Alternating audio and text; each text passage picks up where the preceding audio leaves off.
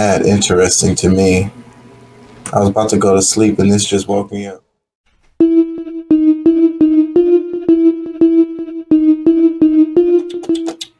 So that's that. Let me move on to this. AOC has some pretty good words here. I kind of liked. I don't always like what she says, but I liked what she said here at the end of this clip. I saw a video, something, I don't remember what it was, but in like AOC was outside. Anyways, I'm gonna move on because that's my perverted self. 10 people at a supermarket in Boulder, Colorado. Those profit margins, $280 million, go to lobbying. Is that correct? Much of that goes to lobbying, correct? Significant amounts go to lobbying, correct? And for context, the NRA spent about $250 million in 2020 alone. That's more than twice the entire salary of Congress combined. Let's talk about one thing more important to lobbyists and the gun industry than children, than houses of faith, than human beings. Let's talk about profit.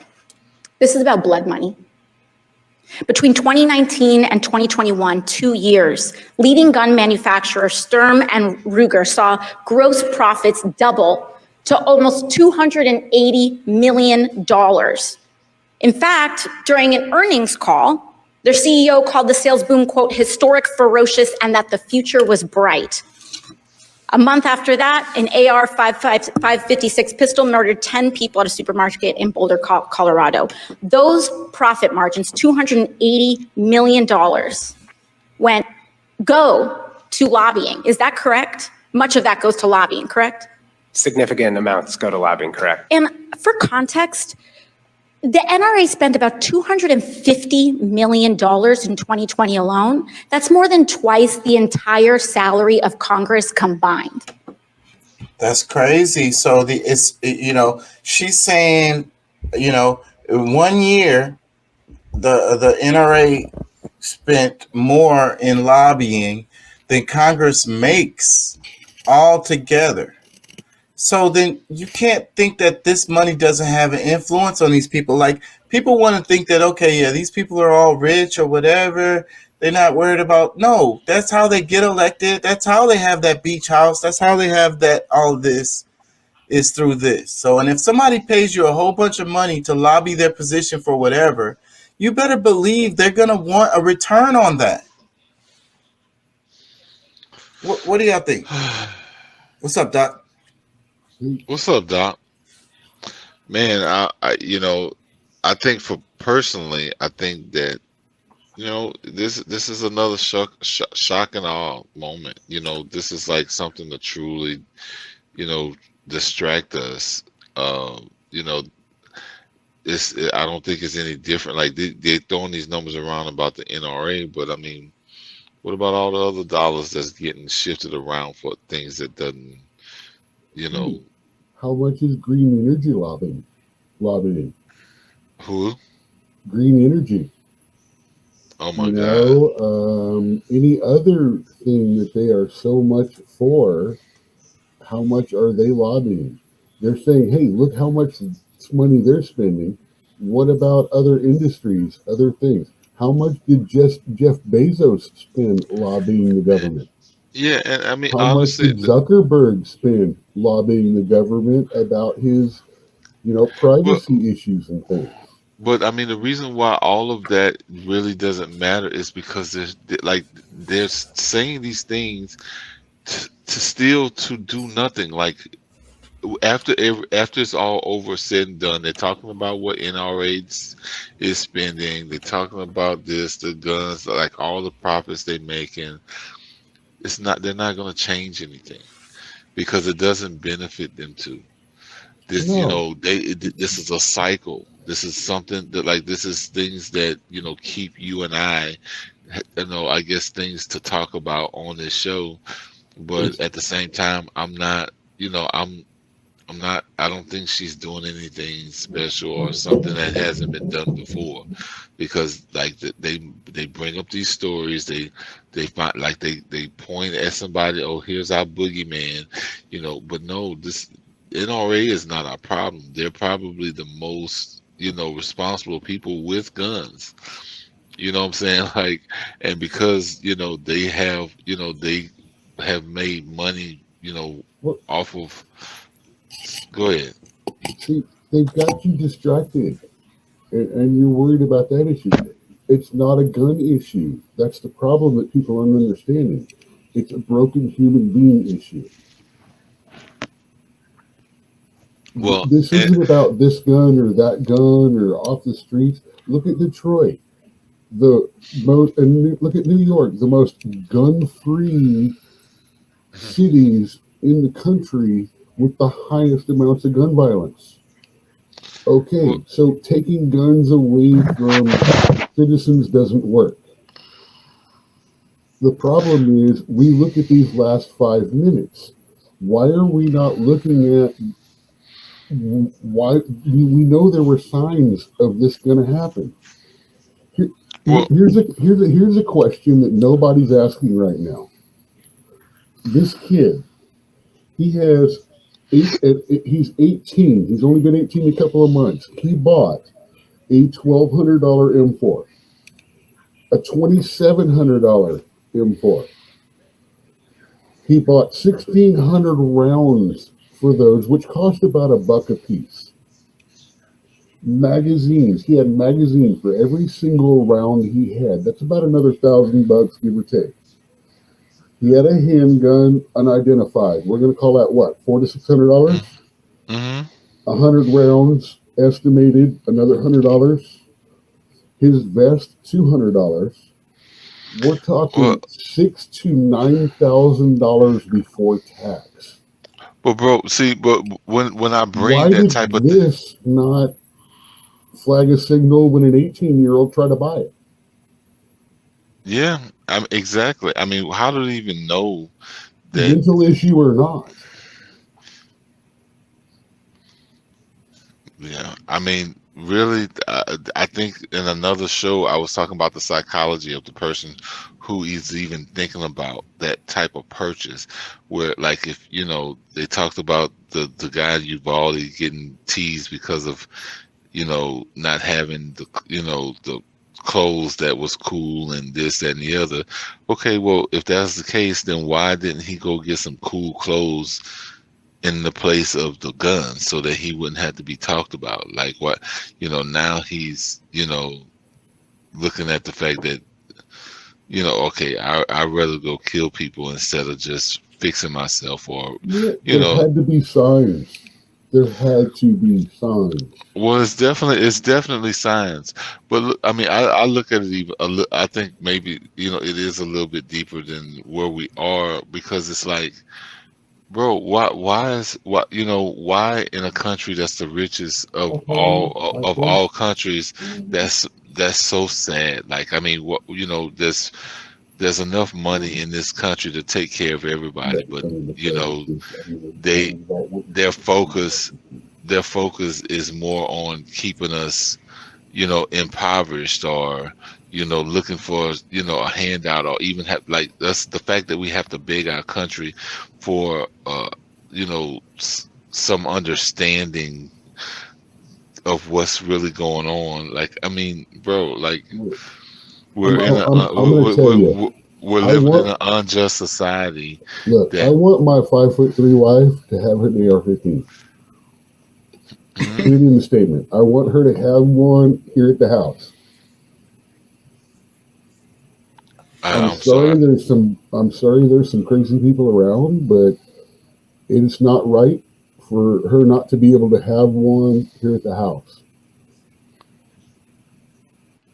I'm sorry. I'm not understanding everything. Like He some was saying days. that he wants his wife, his girl, to have a gun. You know what I'm saying? Uh-huh. Yeah, but I think they're talking about AR-15s and they're not talking about handguns, and I think they were off the topic because she was talking about lobbyists. But as far as Pat, your point, as far as them just the Democrats just talking shit and not really doing nothing, I can sympathize with that. But the point is that the power of lobbying is like our vote doesn't mean anything when these lobbyists pouring money on these politicians. It doesn't matter which side they're on, and it doesn't matter if it's the gun topic or pharmaceuticals or whatever. Mark Zuckerberg, it's all the same shit. Whoever has the most money. I saw this shit where this dude, he's running for some position. He spent $39 million of his own damn money for this thing, you know. Well, I'm sure. Look, I'm gonna tell you. Last week there was a whole discussion between everybody. All right, so who's gonna go out there and talk shit about the NRA? Well, I'm not getting any money from them. I'll talk shit about them. You know, like, and this is how we have her here talking about the NRA and their lobbying power. You know, like, bro, They like, probably sent her a text and they was like, "You're up. It's on you." yeah. Yeah, bro. Like, like Here's your ATM code. they're pulling out strings, at least trying to. Like, they're trying to puppeteer us and get us, you know, all riled up and giving new talking points for us to dispute at each other as we, you know, go have these discussions. Like, As we continue to get the banana in the tailpipe, as we continue to get the corn cob. NRA has one mission: to not get handguns banned. I mean, handguns, they're trying their best to keep guns in play because they make money off of it. And not in a bad way. They're not the evil corporation selling guns to criminals out the back door. They're just, NRA, well, used to, I don't know about now. They were about the rights of the people to defend yourself. And they've actually jumped up on things like bump stocks. You know, the guys that sell the metal disc you can replace in the AR-15s that allow them to switch to burst and auto fire. You used to be able to buy those through friggin' Google and Amazon, dude, off of eBay for like $100. And if you know what you're doing, you could disassemble your rifle, replace that little clip thing, and you'll have a fully automatic weapon. Yeah, I heard about that. Yeah, but I think you're being naive, Doc, because the NRA is the face for these gun manufacturers, and because of our lax laws, we're the number one exporter of illegal weapons in the world. A lot of these guns end up in other countries, just the little handguns and pistols. So let's sue because someone killed someone with a hammer. That's not the point. The point is it's about money. The point is they want to sell more guns. They don't give a damn what happens. You know what I'm saying? They don't care if they're killing people or not killing people. They just want to sell more guns. Period. Make more money. Sure. I mean, we've got a level of assumption here going on. I mean, I could be wrong about anything that I say, but the way I see it is the NRA is a face. You know what I'm saying? They're political face that represents all of these different gun manufacturers. The gun manufacturers want to keep on manufacturing guns so that they can keep selling guns, so that they can keep making money.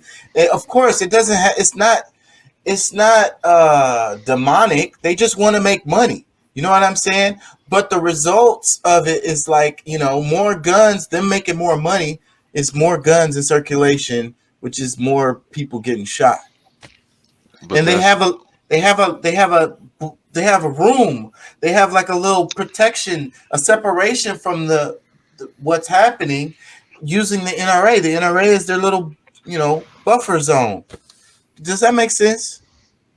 I hear you, and you know, I believe that as well. But you know, like, I mean, I think we're still getting lost in the sauce because, you know, regardless of, you know, I mean, look, if we lived in a just society, like the discussion of, you know, getting rid of guns and this, that, and the other might be more palatable.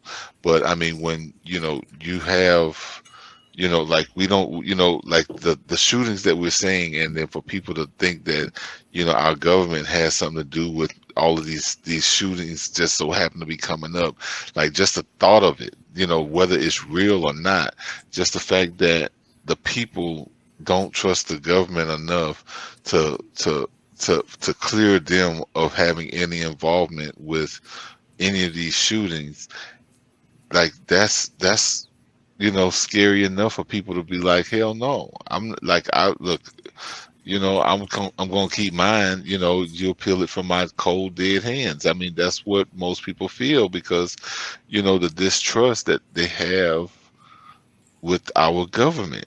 And And like I said, that's but fair because that's what the Constitution is really about when it comes to the stuff. Because and just like the video we played in, I think you wasn't here yet. Uh, we played that video where the guy broke that down as far as like the whole point of it is to be able to handle the government if they get out of hand. You know what I'm saying? No. I've said it actually on one of the shows before. The idea of the Constitution is not about telling people what they can't do to each other. It's about telling the people government what the government cannot do can't to do us. to people. Exactly. It And is about the control because of government, not the because it's control of people. yes, and that's the thing that exactly that's what I think most people miss and why it's misconstrued so much because they think that the like the Constitution is a trial against the people, but no, it is a proclamation from the people of what their demands are, what they expect from It's their defense, government. not offense. Right. So if the government gets out of hand or they're tyrannical, the people are gonna be like, okay, we're not with this no more. So that's why we got these weapons and let's and put we them to and work. we can and we can justly remove them from office because that's what this is all about because that's what happens when people get too much power. The people allow these people to end up with so much power to where they abuse it and they use it against you, the people who allowed you to get to where you are. And they're like, that's where this is like, okay, I mean, this has happened in time, over time before, where people really thought they were higher than the people that they serve. But I think You know, people are going at it the wrong way. Recently, I think they feel like they're that right now. I'm sorry. oh, I like AOC, little letters. It looks down every time she talks about the people. I don't think she's in touch with the people that actually voted her. They came from New York. They're not thinking bro, about all that. They're thinking about surviving right now. look, Chaka's president said in a speech this year, I got to message you from time to time. Now, but no, honestly, but no, in all honesty, Biden did say "we the people," and he tried to make it as if that meant the people in that room, in the Senate.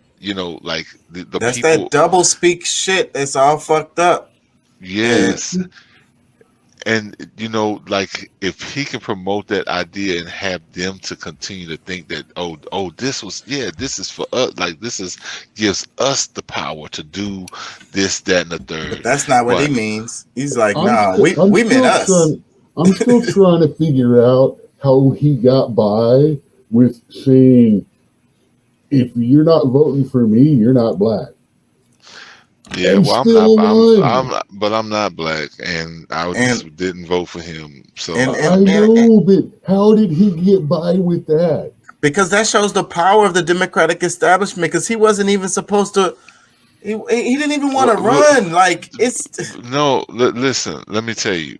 See, he grew a big set, some large cojones, being president along, being vice president alongside of Barack yeah. Obama, and I think he's, things that Obama may have allowed him to say or do and think made him feel that it was okay for him to say that to Charlemagne when he was getting interviewed by him, because Hmm. Charlemagne mostly has a black crowd, but They do that all the time, but though. They Trump didn't say anything worse than that. Trump was like, remember. what do you have to lose? Like, why don't y'all give me a like what, like these people have been screwing y'all forever. What do you have to They lose? do that shit all the time when they want the black vote. Remember Dude, when Nancy Pelosi Trump had gave kente the. cloth? Go ahead. Oh my God. No, go with that. That one's better. That was so terrible. It was such a it was cringy as photo op. You know what The I'm saying? tribe that sold the most slaves. Oh my God, that was horrible. That was, oh yeah. It hurt. It hurt. Someone fucked up on that research assignment. It hurt so bad when I saw that. And what was it? Was that after the whole thing with Black Lives Matter and whatever? And Mm-hmm. Yeah. it was so painful to see how the pandering, the obvious fakeness, the obvious insensitivity, pretending to be sensitive, like the lack of empathy. It was disgusting. Well, I've got one that people don't like me for.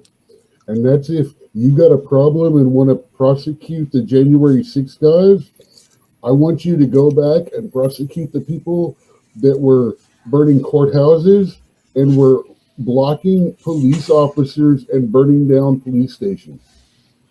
It's the same thing. Well, I think they did prosecute those people. No, they didn't. They let them all out, and certain people in office today actually help support their bail. Come on. Okay. Well, let me play some of this right here. Let's flip it.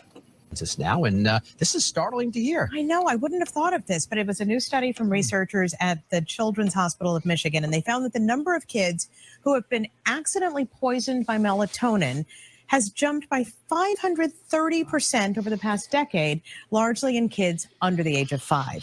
So when kids take too much melatonin, not surprisingly, they become incredibly sleepy and often become difficult to arouse. But in severe cases, kids can actually die. Is skyrocketing. Dr. Malcolm So Marshall joins us now, and this is startling to Who's hear. overdosing their kids with melatonin? What the fuck? Go ahead. Well, kids that think, oh, I can't sleep, melatonin, because you see it everywhere. Melatonin works. Parents who are like, I wish that little bitch would go to sleep instead of sleep. Ooh, here, throw the goblin some melatonin pills. But damn, stay asleep sounds like dead.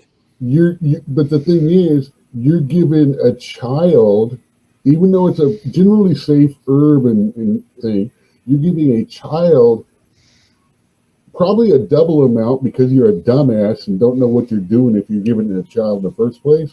Probably a double amount that you would give an adult. Yeah. And yeah, I'm going to assume you're a dumbass if you're giving it to a child to keep them to sleep because their bodies produce too much of that anyway. Man, I don't know. I'm gonna tell you this. I don't know what really direction to go in, but like I've heard of like this something similar with, giving kids NyQuil and different, what's this, Benadryl and that was the late 80s and early 90s. It was called the Binkatini. You dip their binky in like Vicks 44 or something like that. That's why the babies grew up and started on the lean in the 90s. Damn. I never really thought of it that way, but that would be that crowd. Like that was something that probably, because I mean, if you really think about it, a lot of the pill crowds or kids that were, their parents were probably on the crack era. So I mean, and bro, y'all remember that Everybody Hates Chris episode where it was like she would give him NyQuil for everything, like if he got hit by a car, NyQuil. You know what I mean? Yeah. Well, if you sprain your ankle, NyQuil. Yeah. You got to remember, Reagan got all the drugs on the street with the war on the drugs. Then the Democrats went and fucking arrested all of the drug dealers, which left nothing but the crack babies to raise the next generation. And so, am I wrong with the simple solutions like the Bicatini and the drugs and all that? And now, my kid is part of a generation that grew up with pills everywhere. I mean, half the people I work with are on Adderall. I mean, because it's cheaper and easier to get than Coke. Man, and you really struck something in my head because I grew up in the 80s and 90s, and I saw that lean culture, and freaking NyQuil and the what is it? The cough syrup. Benadryl. Yeah. The and I know what you're talking about because it was another one that was like way stronger than. promethazine and codeine, and Well, and and it just puts you to sleep. Really, like these guys drink I'm it. trying to think of The the name slang, of the yeah, name of the one that you could buy in the store that was supposed to be like the strong one. Um, wow. yeah. But So go ahead.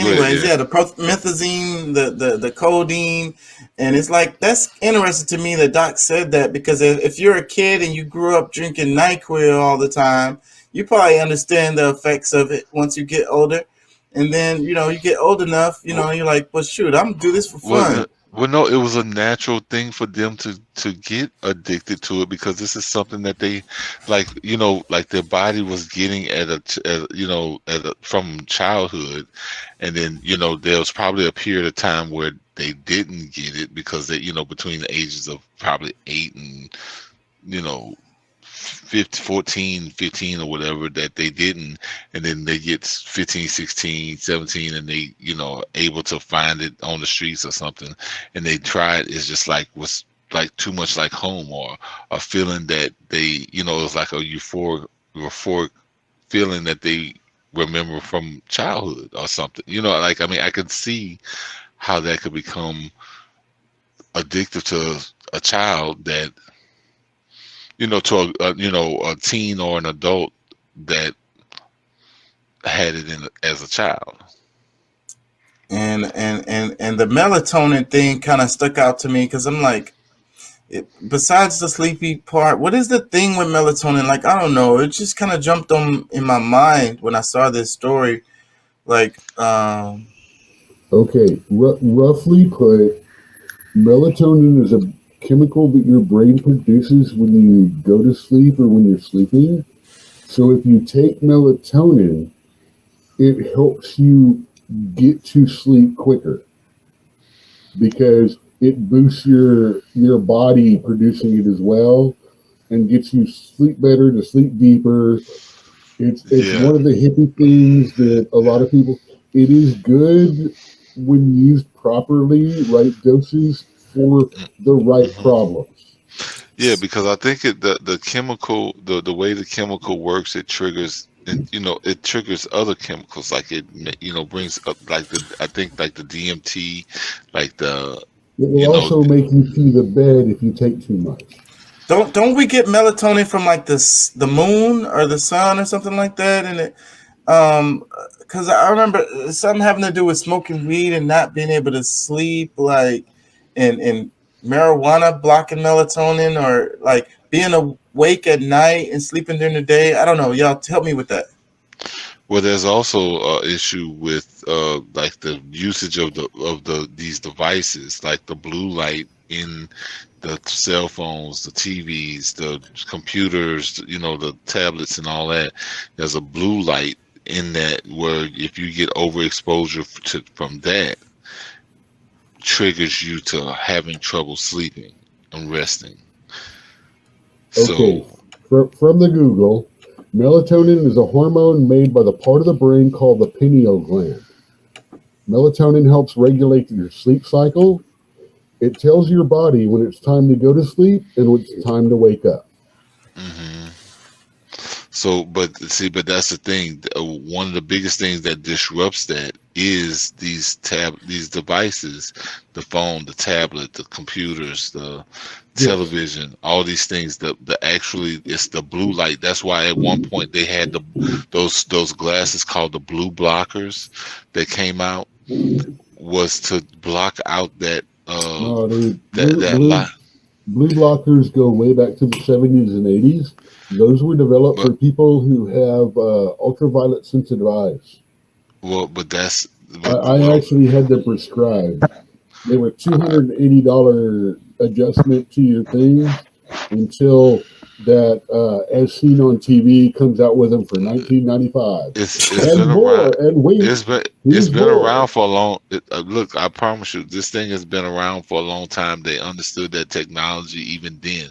That's how you were able to have it in the 80s, the 70s, and 80s because they Well, that's understood. how they started figuring it out. The computers were just coming in, but it was Yeah. what I'm saying was it's originally a science that was being developed for people with ultraviolet sensitive eyes, and because of that, it was really expensive.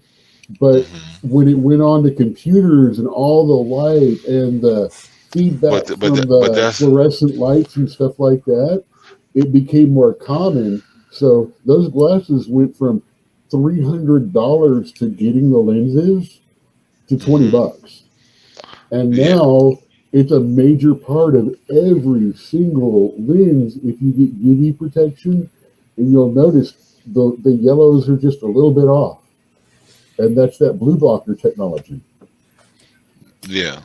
Well, I think because I mean, I don't think people realize how evil or how diabolical some of these corporations are, because they use these things against us in so many different ways, that they purposely use blue light so that they'll keep you on these devices longer, like the